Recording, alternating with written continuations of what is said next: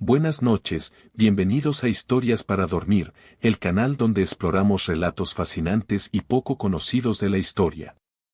Esta noche vamos a adentrarnos en uno de los capítulos más sombríos y malentendidos de la Edad Media, una época donde el miedo y la superstición se entrelazaban con la realidad más cruda. Vamos a hablar de los leprosos, esas almas perdidas que vagaban por los márgenes de la sociedad medieval, condenados no solo por una enfermedad terrible, sino por la ignorancia y el terror de sus contemporáneos. Imagínate por un momento que estás caminando por una aldea medieval en el siglo XII. Las calles son estrechas y embarradas, el aire está cargado de olores a estiércol, humo de leña y comida en descomposición. De repente, escuchas un sonido que hiela la sangre, el tañido lento y melancólico de una campana pequeña. Los aldeanos a tu alrededor se apartan inmediatamente, algunos se persignan, otros escupen al suelo y murmuran oraciones. Entonces lo ves, una figura encapuchada que se acerca lentamente, arrastrando los pies, con una túnica gris descolorida que oculta su cuerpo. En una mano lleva una pequeña campana de bronce que hace sonar constantemente, y en la otra, un bastón con el que tantea el camino. Es un leproso, uno de los malditos de Dios, según creían, entonces. La lepra, conocida hoy como enfermedad de Hansen, era una de las condiciones más temidas de la Edad Media. No era solo por los efectos físicos devastadores de la enfermedad, que podían incluir la pérdida de extremidades, deformidades faciales y úlceras que nunca sanaban. Era porque la sociedad medieval había construido todo un sistema de creencias alrededor de esta condición que la convertía en algo mucho peor que una simple enfermedad, era vista como una marca divina, un castigo de Dios por pecados terribles, una maldición que separaba para siempre al enfermo del resto de la humanidad. Pero la realidad de cómo vivían y sobrevivían estos individuos era mucho más compleja y, en muchos aspectos, más fascinante de lo que nos han contado los libros de historia tradicionales. Porque contrario a lo que muchos creen, los leprosos medievales no eran simplemente abandonados a su suerte o quemados en hogueras. Existía todo un sistema, una sociedad paralela si quieres, que se había desarrollado para lidiar con esta población marginada. Empecemos por el momento más dramático en la vida de cualquier persona medieval, el diagnóstico de lepra. No había médicos especializados como los conocemos hoy. El diagnóstico lo hacía generalmente el sacerdote local, a veces acompañado por algún barbero cirujano o curandero de la zona. Los síntomas que buscaban eran bastante específicos, manchas blancas o rojizas en la piel que no desaparecían, pérdida de sensibilidad en ciertas áreas del cuerpo, y por supuesto, las deformidades más avanzadas que ya eran inconfundibles. Una vez confirmado el diagnóstico, comenzaba uno de los rituales más escalofriantes de la época medieval, la ceremonia de separación. Esta no era una simple expulsión de la comunidad, era literalmente un funeral en vida. El presunto leproso era llevado a la iglesia, donde se celebraba una misa especial. Durante esta ceremonia, el sacerdote leía pasajes bíblicos sobre la purificación y el castigo divino, mientras el enfermo permanecía arrodillado frente al altar. Al final de la misa, se le entregaban los objetos que lo acompañarían el resto de su vida, la túnica gris que lo identificaría como leproso, la campana que debía hacer sonar para advertir su presencia, un bastón, y a veces, una escudilla de madera para pedir limosna. Pero aquí viene lo verdaderamente perturbador, después de la ceremonia, el leproso era declarado oficialmente muerto para la sociedad. Su nombre era borrado de los registros civiles, sus propiedades pasaban a sus herederos, y su esposa quedaba libre para volver a casarse. Era como si hubiera dejado de existir, excepto que seguía caminando, respirando y sufriendo en un limbo entre la vida y la muerte. Sin embargo, y aquí es donde la historia se vuelve realmente interesante, la sociedad medieval había desarrollado instituciones específicas para lidiar con esta población de muertos vivientes. Las leproserías, también conocidas como lazaretos en honor a Lázaro el leproso de las Escrituras, eran mucho más que simples lugares de confinamiento. Eran comunidades complejas con sus propias reglas, jerarquías y formas de supervivencia. La leprosería típica estaba ubicada en las afueras de las ciudades o pueblos, pero no tan lejos como para estar completamente aislada. Esto era crucial, porque estas instituciones dependían de las donaciones y la caridad de la comunidad para sobrevivir. La estructura física de una leprosería medieval era fascinante en su funcionalidad. Tenía una capilla en el centro, porque la vida religiosa era fundamental para estos lugares. Alrededor de la capilla se distribuían las celdas o habitaciones donde vivían los leprosos, generalmente construcciones simples de piedra o madera con techos de paja. Pero lo que realmente llama la atención es cómo estas comunidades se organizaban internamente. No eran simplemente lugares donde la gente iba a morir lentamente. Tenían una estructura social compleja, con un maestro o prior que dirigía la institución, generalmente alguien que también padecía la enfermedad pero que había demostrado capacidades de liderazgo. Había reglas estrictas sobre la conducta, horarios para las oraciones, el trabajo y las comidas. Algunos leprosos se especializaban en oficios específicos, algunos se convertían en escribas, otros en jardineros, algunos incluso en maestros para enseñar a leer a los recién llegados. La economía de estas instituciones era sorprendentemente sofisticada. Muchas leproserías tenían sus propias tierras de cultivo, donde los residentes que aún conservaban la movilidad trabajaban para producir alimentos. Otras se especializaban en oficios artesanales, tejían telas, fabricaban velas, copiaban manuscritos, o incluso producían medicinas herbales. Estos productos se vendían en los mercados locales, aunque siempre a través de intermediarios, ya que los leprosos no podían participar directamente en el comercio. Pero quizás lo más fascinante de todo era el sistema de mendicidad organizada que habían desarrollado. Los leprosos tenían días específicos de la semana asignados para pedir limosna en diferentes partes de la ciudad. Tenían rutas establecidas, horarios fijos, e incluso territorios asignados para evitar conflictos entre ellos. La campana que llevaban no era solo para advertir su presencia, también servía como una especie de identificación que les daba derecho a pedir caridad en ciertas áreas. La relación entre los leprosos y el resto de la sociedad era compleja y llena de contradicciones. Por un lado, eran temidos y evitados como portadores de una maldición divina. Pero, por otro lado, la doctrina cristiana enfatizaba la importancia de la caridad hacia los menos afortunados. Esto creaba una tensión constante, la gente quería ayudar para ganar puntos con Dios, pero también quería mantenerse lo más alejada posible de estos seres que consideraban malditos. Esta tensión se manifestaba de formas muy particulares.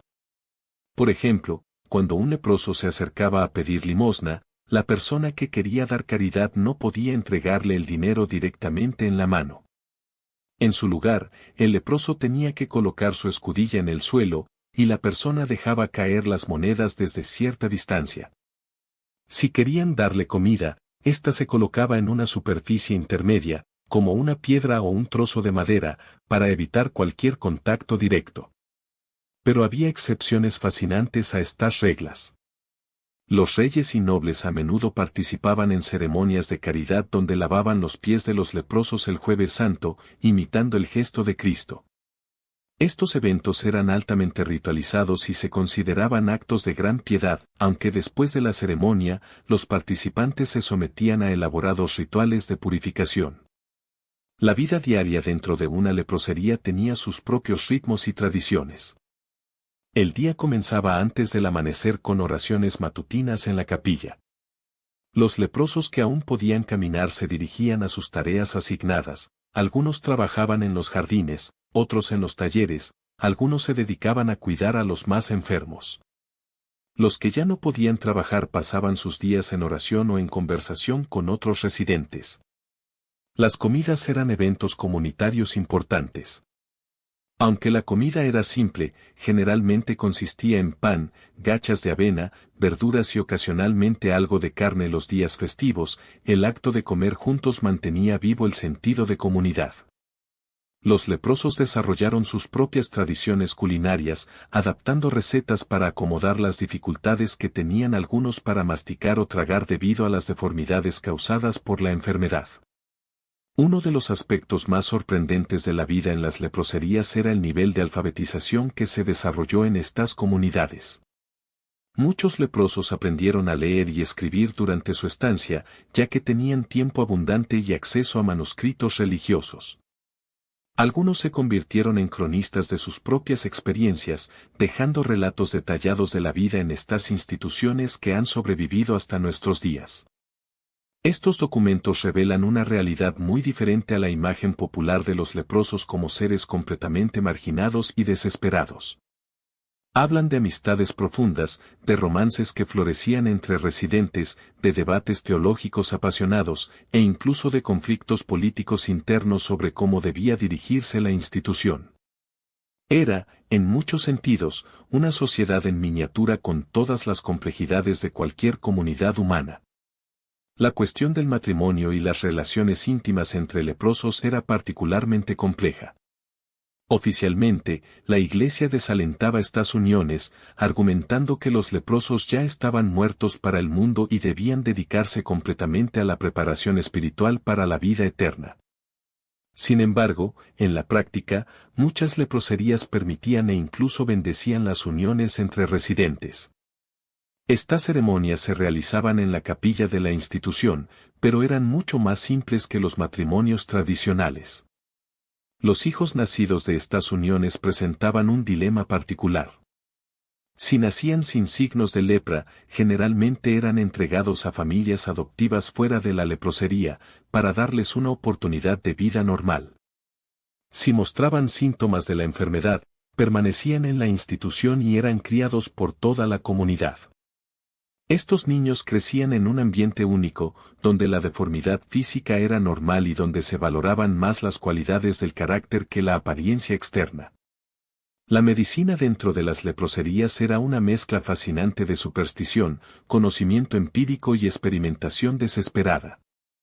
Los leprosos probaban todo tipo de remedios, ungüentos hechos con hierbas, baños en aguas termales, dietas especiales, e incluso tratamientos más exóticos como la aplicación de sangre de serpiente o la ingestión de polvos hechos con cuernos de unicornio molidos. Aunque la mayoría de estos tratamientos eran ineficaces, algunos remedios herbales proporcionaban alivio real para ciertos síntomas. Algunos leprosos se convirtieron en expertos herbolarios, desarrollando conocimientos médicos que a veces superaban los de los médicos oficiales de la época. Experimentaban con diferentes combinaciones de plantas y minerales, documentaban cuidadosamente los resultados, y compartían sus descubrimientos con otras leproserías a través de una red informal de comunicación que se extendía por toda Europa. La muerte en una leprosería era un evento que se manejaba con gran solemnidad y rituales específicos. Cuando un residente estaba muriendo, toda la comunidad se reunía para acompañarlo en sus últimos momentos. Se cantaban himnos especiales, se leían pasajes bíblicos sobre la redención y la vida eterna, y se realizaban rituales de perdón donde el moribundo podía confesar sus pecados a la comunidad. El entierro de un leproso también tenía sus propias tradiciones. Generalmente se realizaba en un cementerio especial dentro de los terrenos de la leprosería, ya que muchos cementerios regulares no aceptaban los cuerpos de los leprosos. La tumba se marcaba con una cruz simple de madera, y a menudo se plantaba una hierba aromática encima para ayudar a purificar el aire. Pero no todos los leprosos vivían en instituciones. Muchos, especialmente en las primeras etapas de la enfermedad, continuaban viviendo en los márgenes de la sociedad normal. Estos individuos desarrollaron sus propias estrategias de supervivencia que eran igualmente fascinantes. Algunos se convertían en peregrinos perpetuos, viajando de santuario en busca de una cura milagrosa. Otros se establecían en cuevas o chozas en los bosques, viviendo como ermitaños y sobreviviendo de la caridad de los viajeros. Existían también los leprosos urbanos, que vivían en barrios específicos de las ciudades, generalmente en las zonas más pobres cerca de las murallas. Estos individuos habían desarrollado una economía subterránea compleja, intercambiando servicios y bienes entre ellos y con otros marginados de la sociedad. Algunos se especializaban en oficios que podían realizar a pesar de sus limitaciones físicas, reparaban zapatos, tejían cestas o incluso servían como mensajeros para asuntos que requerían discreción. La percepción de la lepra comenzó a cambiar gradualmente hacia el final de la Edad Media. Los avances en el conocimiento médico, aunque lentos, empezaron a cuestionar la idea de que la enfermedad era un castigo divino. Algunos médicos árabes y judíos, cuyos textos comenzaron a traducirse al latín, ofrecían explicaciones más racionales sobre la naturaleza de la enfermedad. Sin embargo, estos cambios fueron muy graduales y encontraron mucha resistencia. La Iglesia había invertido mucho en la narrativa de la lepra como castigo divino, y cambiar esta percepción amenazaba todo un sistema de creencias y prácticas establecidas. Además, el miedo al contagio era muy real, aunque mal entendido. La gente había observado que la lepra parecía transmitirse entre personas que vivían en contacto cercano, pero no entendían los mecanismos reales de la transmisión. Durante las epidemias de peste negra del siglo XIV, la situación de los leprosos se volvió aún más compleja. Por un lado, muchos murieron junto con el resto de la población. Por otro lado, algunos fueron culpados de propagar la peste, lo que llevó a persecuciones violentas en algunas regiones. Pero paradójicamente, también hubo casos donde los leprosos fueron vistos como menos susceptibles a la peste, lo que llevó a teorías extrañas sobre la interacción entre diferentes enfermedades. Las leproserías que sobrevivieron a la peste negra a menudo se encontraron con recursos reducidos pero también con menos residentes. Esto llevó a cambios en su organización y función. Algunas se convirtieron en hospitales generales, atendiendo a otros tipos de enfermos. Otras se especializaron en el cuidado de ancianos o huérfanos. Algunas incluso se transformaron en centros de aprendizaje, donde se copiaban manuscritos y se preservaba el conocimiento. La vida de los leprosos medievales nos enseña mucho sobre la capacidad humana de adaptación y supervivencia en circunstancias extremas. A pesar de enfrentar el rechazo social, el dolor físico constante y la perspectiva de una muerte lenta y dolorosa, estas personas lograron crear comunidades funcionales, desarrollar sistemas económicos, mantener tradiciones culturales e incluso contribuir al conocimiento médico de su época. Sus historias también revelan las contradicciones profundas de la sociedad medieval, una cultura que predicaba el amor cristiano pero practicaba la exclusión sistemática, que valoraba la caridad pero temía el contacto humano, que buscaba la pureza espiritual pero creaba sistemas de marginación social.